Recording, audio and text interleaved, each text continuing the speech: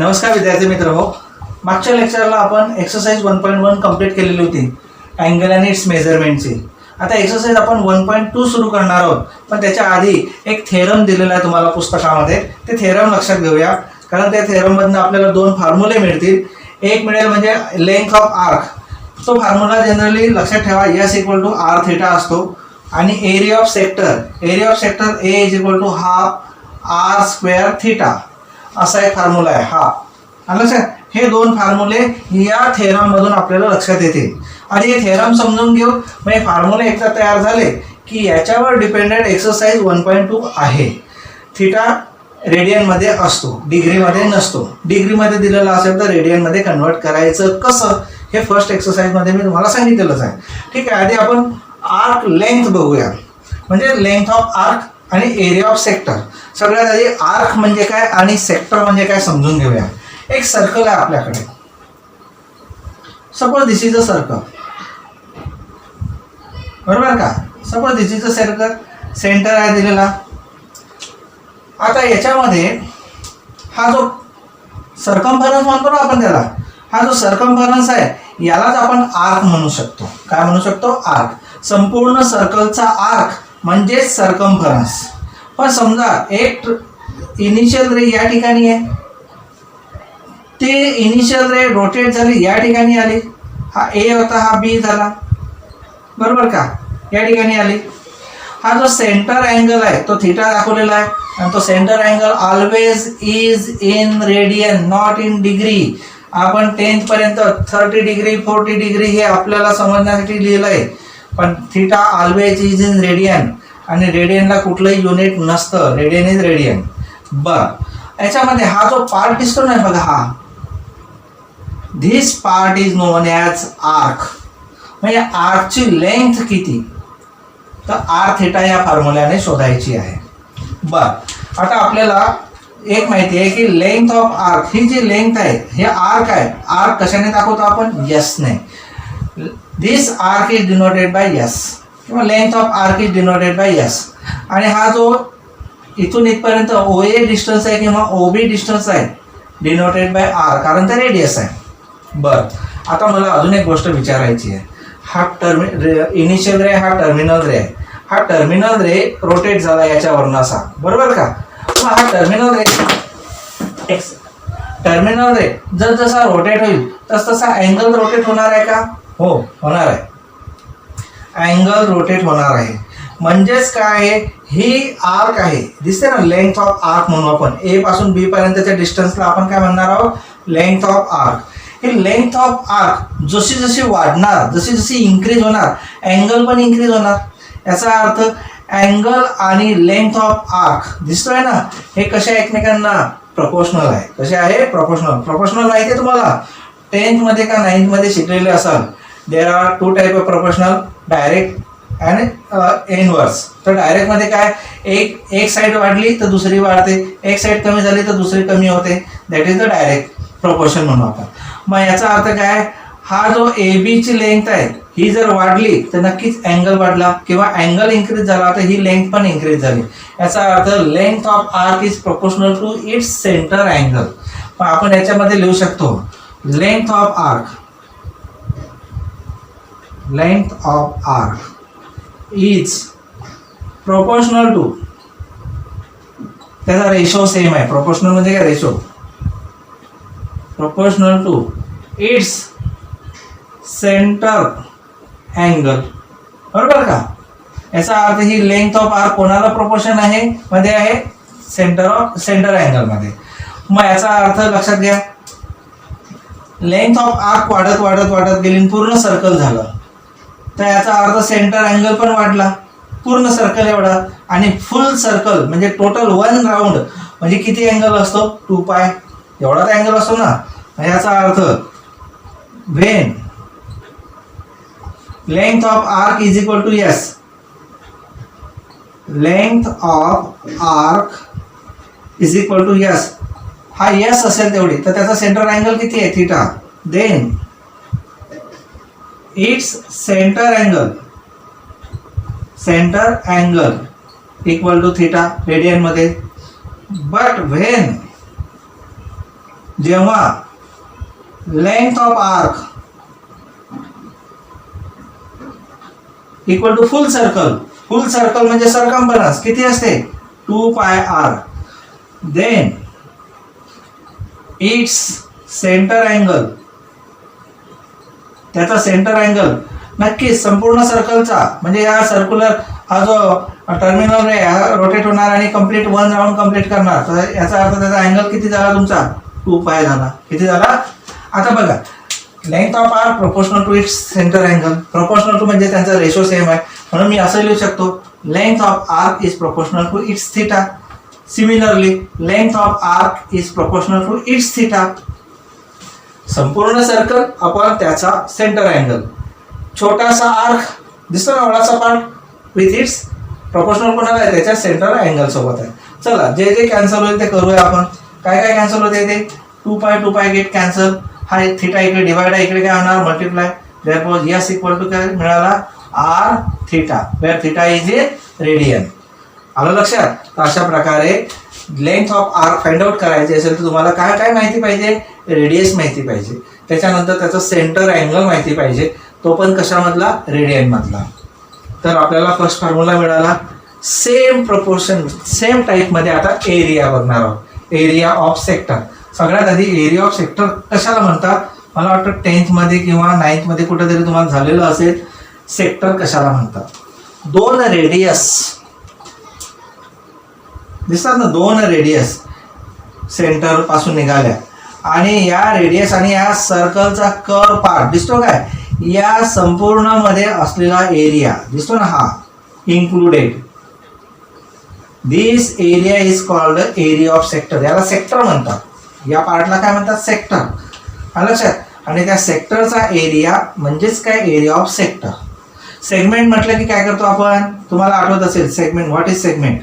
Segment म्हटलं की असं करत होतो आपण, ही कॉर्ड अशी जॉईन करत होतो आणि दिस इज सेगमेंट, याला सेगमेंट म्हणतात. म्हणजे सेक्टर मधून हा ट्रायंगल मायनस केला की सेगमेंट मिळत होता, तुम्हाला आठवत असेल बेसिक रूल.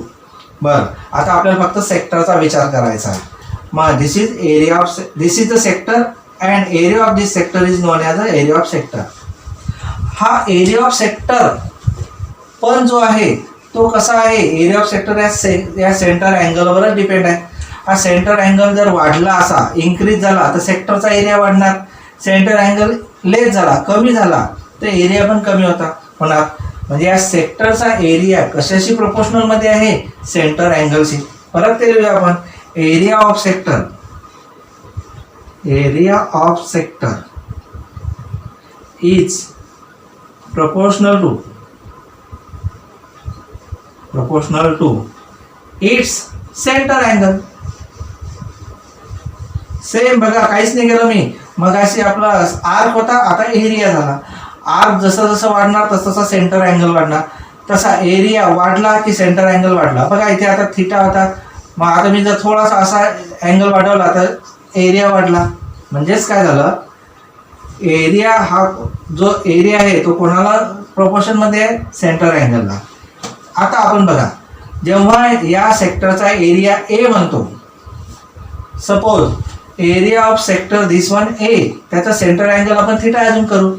लक्षात. Therefore when area of sector is A, area of sector is A, मी असं लिहितो when area of sector, area of sector equal to A दिसतो ना डायग्राम मध्ये, तेव्हा त्याचा सेंटर अँगल किती आहे, then its centre angle equal to theta radian.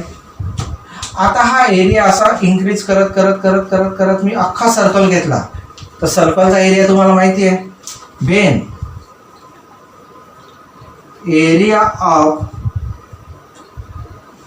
Area of sector equal to whole circle, then its centre angle. मगाशी सांगितलं होतं सेंटर अँगल होल सर्कलचा किती असतो 2 पाय, किती असतो 2 पाय.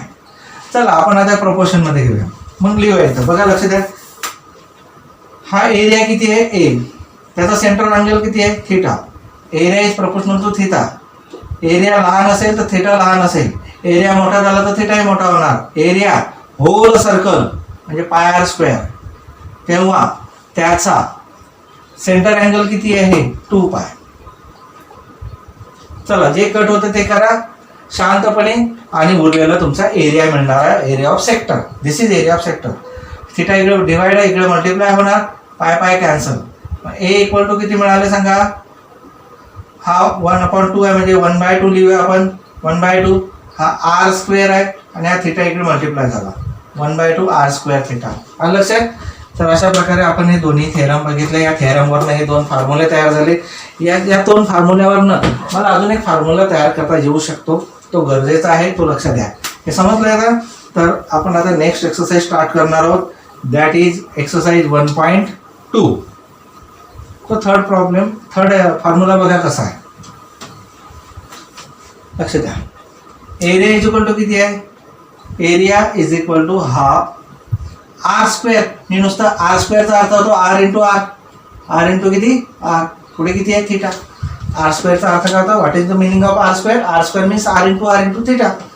But R into theta, R theta किती दिसतो तुम्हाला इथं. यस, मी असं लिहू शकतो हाफ, हा एक आर आहेच अजून आणि हा मिळून काय मिळणार तुम्हाला. यस, थर्ड फॉर्म्युला काय आला तुमचा. A is equal to half R. Yes.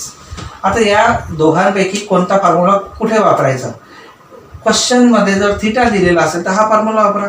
Question मध्ये थिटा दिलेला नसेल, यस तर नक्कीच असेल, दोनपैकी एक दिलेलंच असेल. जे दिलेलं आहे त्यानुसार तुम्ही फॉर्म्युला वापरू शकता. इथं थिटा दिलेला नाही आहे. थिटा दिला असेल तर हा सिंपल फॉर्म्युला आहे, थिटा इज इन रेडियन. आता परत रेडियनमध्येच पाहिजे, याचा अर्थ डिग्री दिलेली असेल तर डिग्रीला रेडियनमध्ये कन्वर्ट कसं करायचं तो मी फार लास्ट एक्सरसाइजमध्ये सांगितलं होतं. Theta degree equal to theta into pi by 180 काय झाला रेडियन.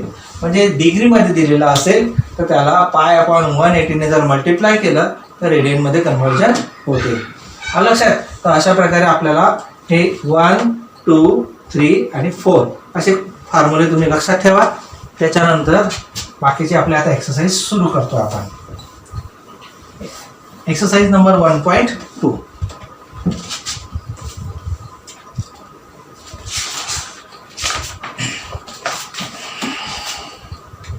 बघा लक्ष द्या. Exercise number 1.2.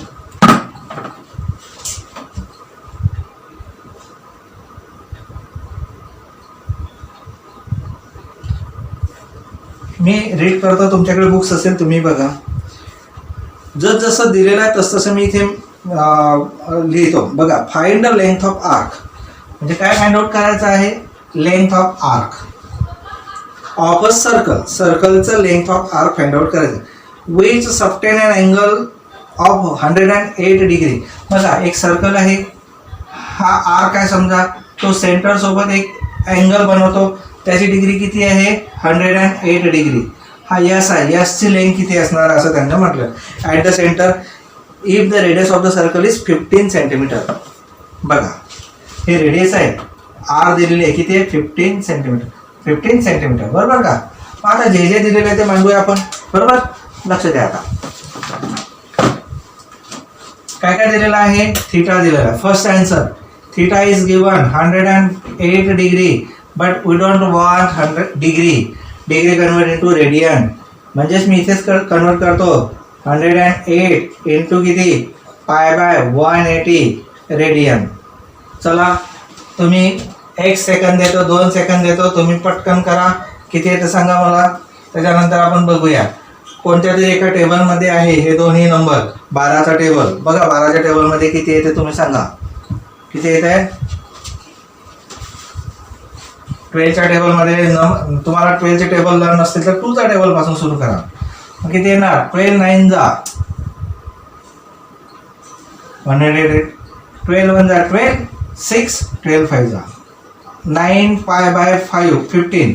परत 3 ने डिवाइड म्हणजे 36च्या टेबलमध्ये तर आहेच, पण आपल्याला 36चा टेबल येणार नाही है ना.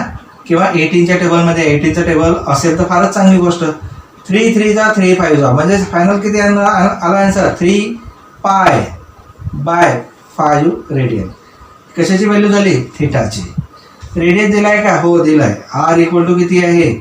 15 सेंटीमीटर. यसचा फॉर्म्युला काय? S is equal to how much? आता बघा कसं फाइंड आउट करायचं आहे. We know S equal to किती? R theta. आर आहे 15, थिटा किती आहे? 3π/5. जे काय मिळणार आहे ती लेंथ असणार आहे. लेंथ कशामध्ये दाखवतो आपण? सेंटीमीटरमध्ये.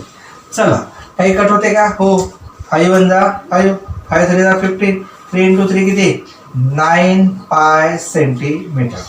किती पाय? 9π. समजलं काय केलं? हे कॅल्क्युलेशन फक्त कटिंग तुम्हाला आली पाहिजे. दिस इज द इम्पॉर्टंट. या ठिकाणी चुकलं नाही पाहिजे आपलं. तर अशा प्रकारे आपण फर्स्ट क्वेश्चन कंप्लीट केलेला आहे. गिवन होता आपल्याला थिटा आणि रेडियस या दोन गोष्टी दिलेल्या होत्या. यस फाइंड आउट करायचा होता. S equal to R theta आपण फॉर्म्युला फाइंड आउट केला. लक्षात. चला क्वेश्चन नंबर आता याच्यातला सेकंड घेऊया आपण. करू ना? ओके.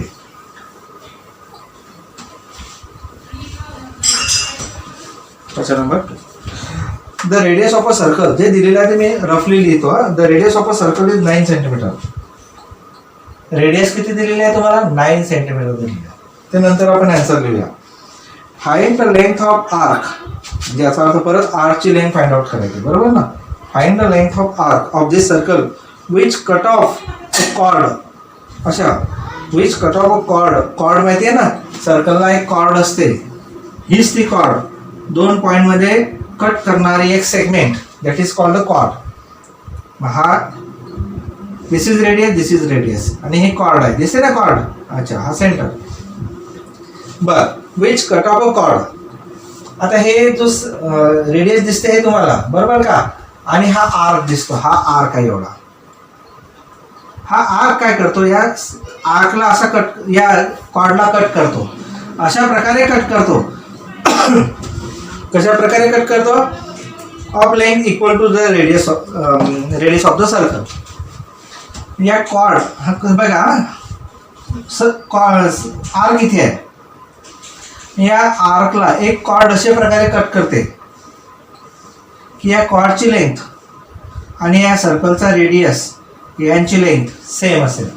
म्हणजेच काय? या सर्कलमध्ये कोणत्या कोणत्या गोष्टी सेम आहे सांगा. या सर्कलमध्ये ही रेडियस आहे, ही पण रेडियस आहे आणि ह्या कॉर्डची लेंथ सुद्धा रेडियस एवढीच आहे. क्वेश्चनमध्ये दिलेलं आहे length of this chord is equal to the length of radius.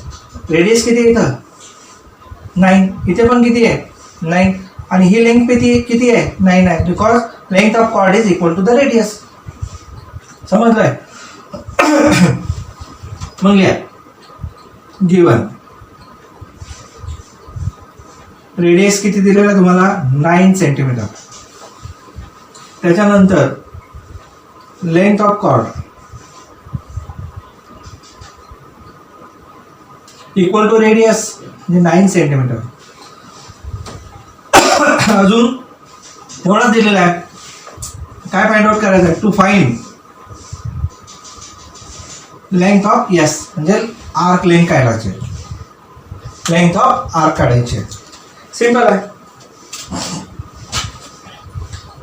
In any circle if radius length of radius equal to the length of chord, then the given triangle is equilateral triangle.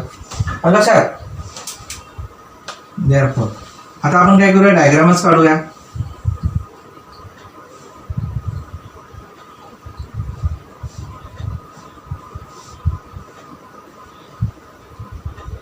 इथे 9 लिहितो. इथं पण 9 सेंटीमीटरच आहे आणि आपण किती आहे? 9. From the given diagram triangle OAB is an equilateral triangle. Solution from the, समजला ना कसं आहे? हे रेडियस आहे 9 सेंटीमीटर, ही पण रेडियस आहे 9 सेंटीमीटर आणि हा जो कॉर्ड आहे AB दिसतोय ना, या कॉर्डची लेंथ सुद्धा 9 सेंटीमीटर आहे. इक्वल टू रेडियस म्हटलेला आहे. मग हा आर्कची लेंथ किती असणार आहे? ही लेंथ काढायची आपल्याला. लेंथ ऑफ आर्क म्हणजे आर्क ABची व्हॅल्यू काढायची आहे. पण आर्क ABची व्हॅल्यू काढण्यासाठी आपल्याला जे दिलेलं आहे त्याचा तर विचार करू आपण. मग from the given diagram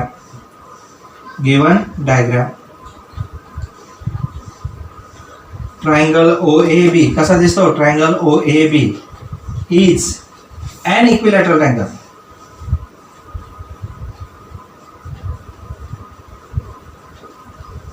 triangle. Equilateral triangle आहे आणि इक्विलॅटरल ट्रायंगलचे सगळे अँगल किती डिग्रीचे असतात? 60 डिग्रीचे असतात. किती डिग्रीचे असतात? 60 डिग्रीचे. म्हणजे हा अँगल किती मिळणार आहे तुम्हाला? 60 डिग्री. देअरफॉर या अँगलचं नाव काय? AOB. Therefore angle AOB equal to किती आहे? 60 डिग्री. 60 डिग्रीचं पक्क लक्षात ठेवा. 60 इंटू पाय बाय 180. 60 वन जा 63 म्हणजे पाय बाय 3. हा काय झाला तुमचा? Pi by 3 radian. आता हा सेंटर अँगल आहे थिटा. देअरफॉर मी असं लिहितो, देअरफॉर थिटा इक्वल टू किती आला? Pi by 3 radian. चला आता तुम्हाला थिटा माहिती आहे, रेडियस माहिती आहे, length of arc find out नाही करताय ना. Therefore length of arc is equal to S equal to किती मिळाला तुम्हाला? R theta. आर आहे 9, थिटा किती आहे तुमच्याकडे? Pi by 3. कट होते का काही? यस. 3 वन जा 3 3 जा म्हणजे 3 वन जा 3 3 जा कट झाल्यानंतर 3 वन जा 3 3 जा 3 इंटू पाय किती? 3 पाय. ही लेंथ आहे. लेंथ कशामध्ये डिनोट करतो आपण? सेंटीमीटरमध्ये. जो युनिट दिलेला असेल त्यामध्ये. डिग्री नाही हा, रेडियन नाही आहे तो. पाय is stand for here length 3.14 not 180 degree. लक्षात. म्हणजे या ठिकाणी लेंथ ऑफ आर्क काढण्यासाठी तुम्हाला अँगल दिलेला होता का? नाही.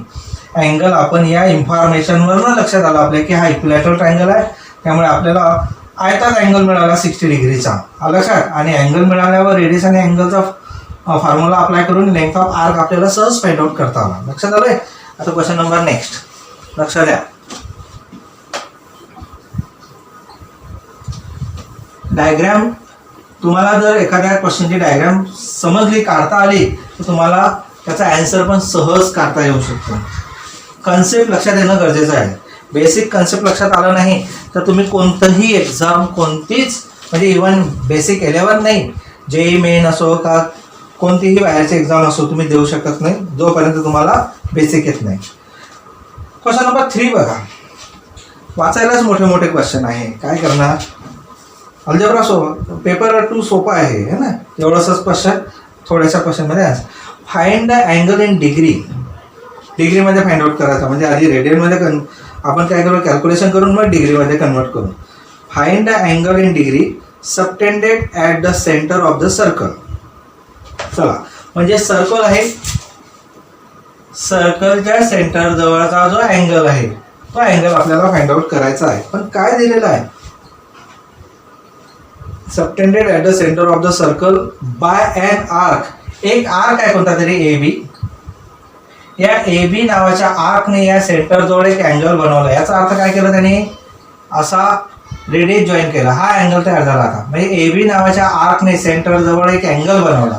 हा अँगल थिटा जो आपल्याला फाइंड आउट करायचा आहे. या ABने बनवला तो सेंटर जवळ अँगल.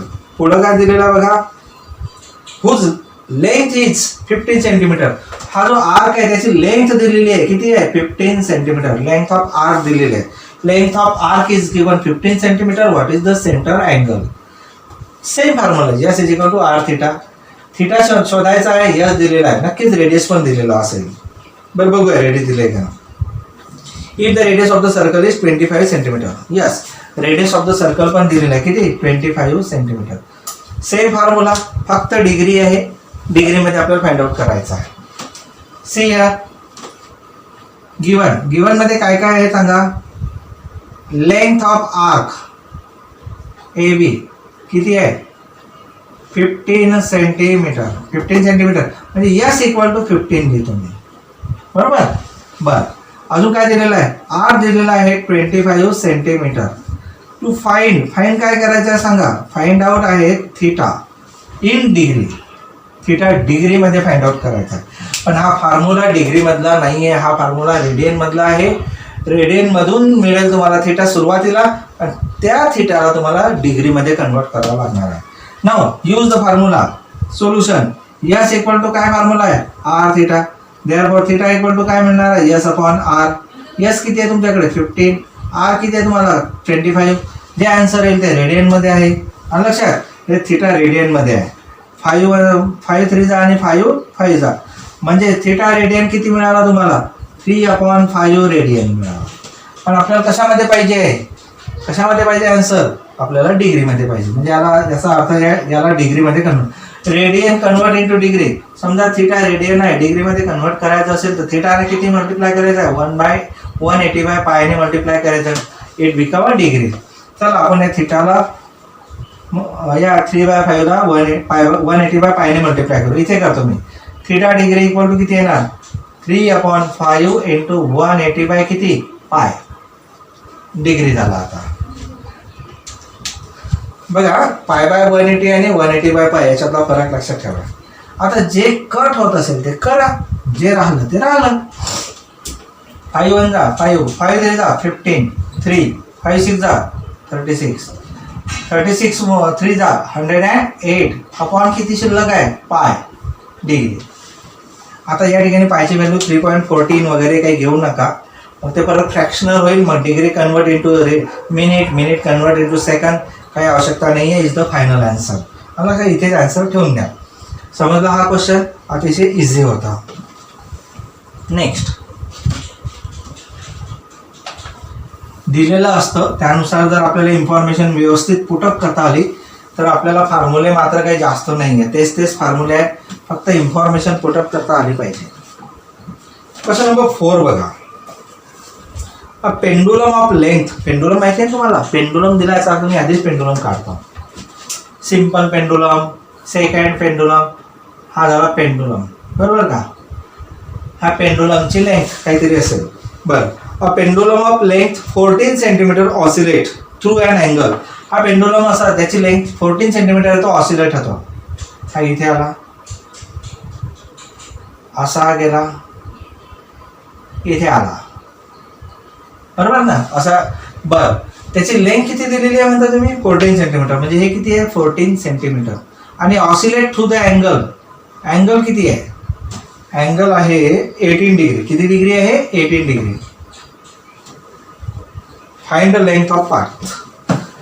हा जो पाथ आहे दिसतो ना, ए पासून तर बी पर्यंत मी इथे नाव देतो ए बी आणि हा ओ आहे. लक्षात बघा, सर्कल आहे, सर्कलचा हा सेक्टर होणार. समजा मी ओ जर हा सेंटर ॲझ्युम केला, हे सर्कल कसं होणार आहे, असं जाणार, असं येणार. दिस इज द सर्कल. त्याचा सेंटर किती आहे इथं ओ, आणि त्या सेंटरजवळ अँगल किती बनला तुमचा 18. आणि त्या सर्कलचा हा काय झाला आर्क. या आर्कची लेंथ किती असते यस, आर्कची लेंथ यसने दाखवतो ना. आपल्याला याला पाथ म्हणूया. सेकंड या सिंपल पेंडुलमचा काय झाला पाथ. ज्या पाथवरनं हा टू अँड फ्रो होतो that is the path of that pendulum. त्यालाच आपण म्हणतो आर्क ऑफ द सर्कल. कशाने दाखवलं आपण यस. आता यस फाइंड आउट करण्यासाठी तुम्हाला थिटा माहिती आहे, रेडियस पण माहिती आहे, बरोबर का. मी आता हे डायग्राम वाटलं तर काढून घ्यायचा, तुम्हाला समजण्यासाठी सोपं झालं. मग गिवनमध्ये काय आहे, गिवनमध्ये आहे थिटा 18 डिग्रीमध्ये आहे, नको डिग्रीमध्ये. 18 इंटू किती π/180. आत्ता रेडियनमध्ये झाला. आणि π/180 म्हणजे π/ किती 10 रेडियन. 18 1 जा 18 10 जा. बरं, रेडियस दिला आहे, रेडियस किती आहे 14 सेंटीमीटर. काय फाइंड आउट करायचं आहे, टू फाइंड आहे यस. काय फाइंड आउट करायचं आहे यस. आता we know that S equal to how much R theta. We know that length of path म्हणजे S equal to R theta.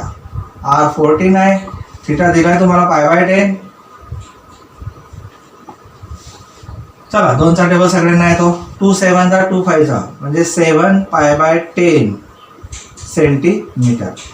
म्हणजेच काय, हा जो लेंथ आहे या लेंथची ही जी या पेंडुलमचा जो पाथ आहे त्याची लेंथ किती आहे मग 7 π/10 सेंटीमीटर. किती आहे 7 π/10 सेंटीमीटर. समजलंय. तर अशा प्रकारे नाही 10 नाही येणार ना, 7 π/2 7 जा 2 5 जा येणार ना. मग इथे किती येणार आहे 5. 7 π/5 centimetre. This is the length between किंवा the length of this path. मग फायनल आन्सर लिहू शकतो आपण length of path, length of path, path of pendulum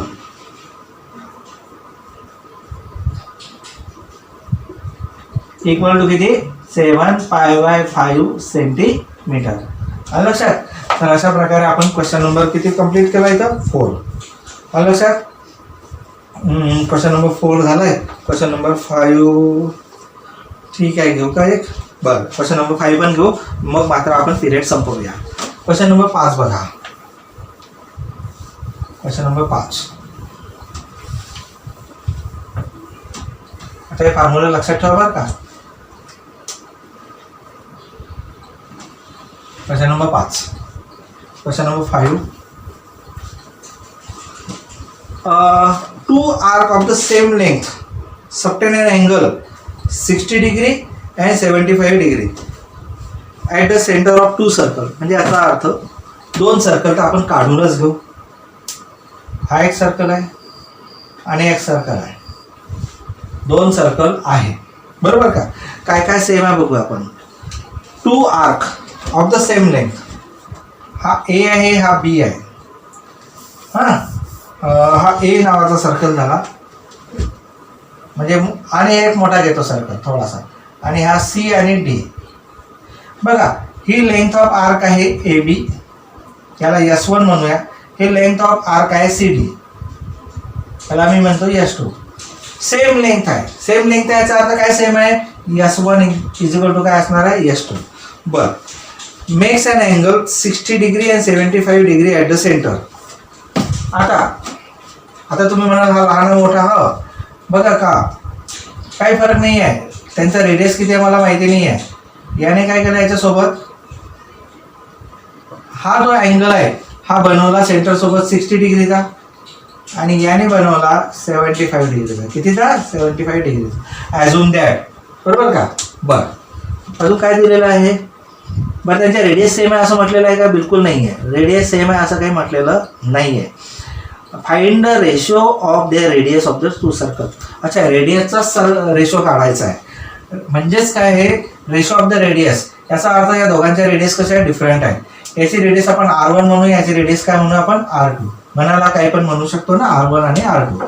बर, सेम काय दिलेलं आहे, फक्त लेंथ ऑफ आर्क सेम दिलेलं आहे, लेंथ ऑफ आर्क सेम दिलेलं आहे. रेडियस सेम दिलेलं आहे का, रेडियस सेम असता तर त्यांचा रेशो काढायची गरजच नसती, 1:1च रेशो आला असता, पण रेडियस सेम दिलेले नाही आहे. अजून काय दिलेलं आहे, सेंटर अँगल सेम दिलेला.